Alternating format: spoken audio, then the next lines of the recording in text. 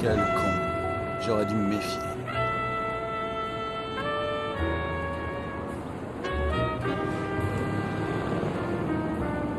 C'était la première fois que j'enquêtais dans mon ancien quartier. Et je trouvais ça, comment dire, plaisant. Ouais, c'est ça. Plaisant.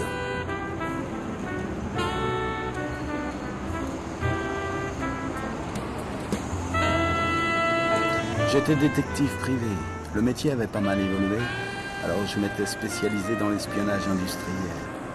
C'était pas compliqué, je posais un micro par-ci, un micro par-là, et ça rapportait un max de tubes. Je m'étais laissé pousser la barbichette comme tout le monde, parce que c'était à la mode et comme ça il paraît que je ressemblais à De Niro. Je sais pas si c'était vrai, mais cette putain de barbichette commençait à me filer des boutons. Il fallait absolument que je la rase.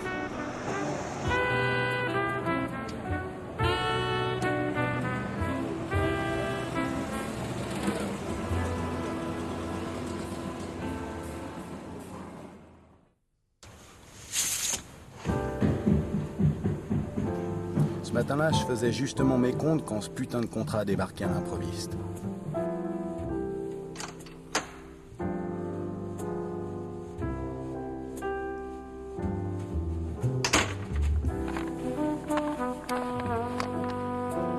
Un seul indice, c'était une femme, et on me demandait de la retrouver. La lettre disait à peu près ça. Cher monsieur Robert, ma sœur a disparu depuis 1 semaine. Je sais qu'elle aimait se promener à Pigalle. Elle s'appelle Emma, voici sa photo.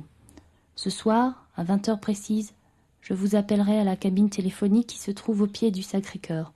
Soyez à l'heure. C'est une question de vie ou de mort. J'aurais dû me méfier, mais j'ai accepté. Je sais pas pourquoi. C'est pas pour l'oseille, en tout cas, la lettre n'en parlait même pas. Peut-être à cause de Pigalle, par nostalgie. Mais, réflexion faite, je crois que c'est parce qu'elle était vachement mignonne.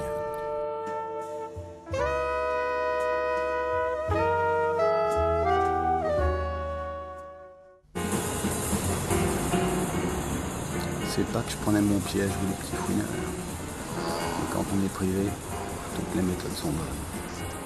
Il suffit de garder la tête froide.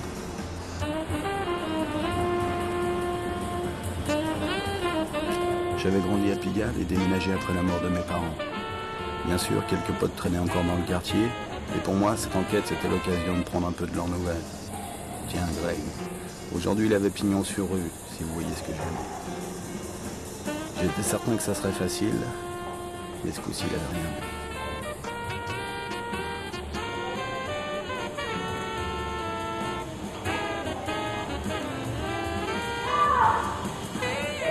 Je le laissais à ses affaires en lui promettant de passer le voir un de ces quatre.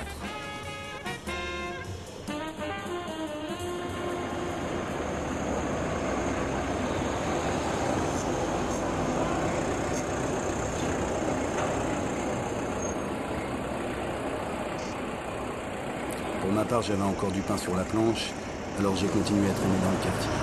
J'ai revu à peu près toutes les crevures qui me devaient un petit service. Mais à chaque fois, c'était les mêmes choses. Personne n'avait vu cette fille.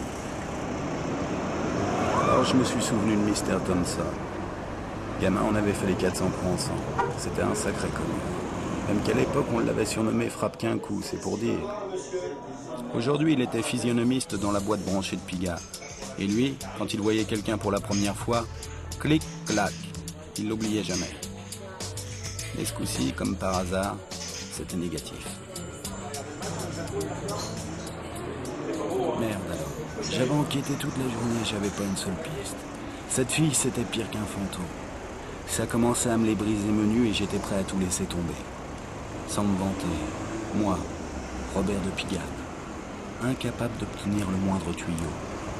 On nageait en plein délire. Décidément, j'aurais dû me méfier. Enfin, pour l'heure, ce qu'il me fallait, c'était un petit remontant, donner à bouffer au chat, et pour le reste, il n'y avait plus qu'à attendre l'heure du rendez-vous.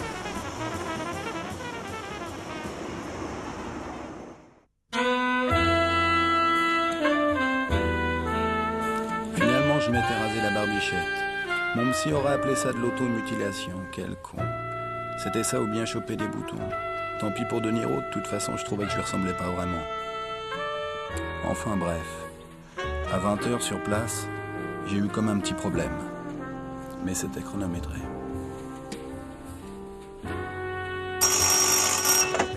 Allô, Robert? Oui, allô, j'écoute.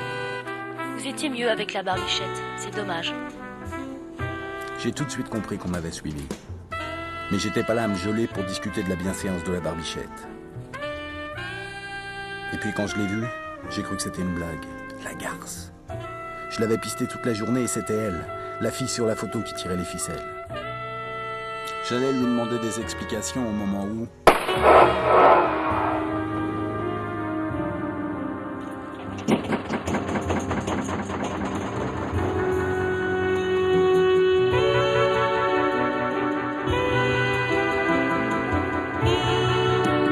Trop tard. Je suis en train de crever, je sais même pas pourquoi. C'est quand même pas à cause de la barbichette.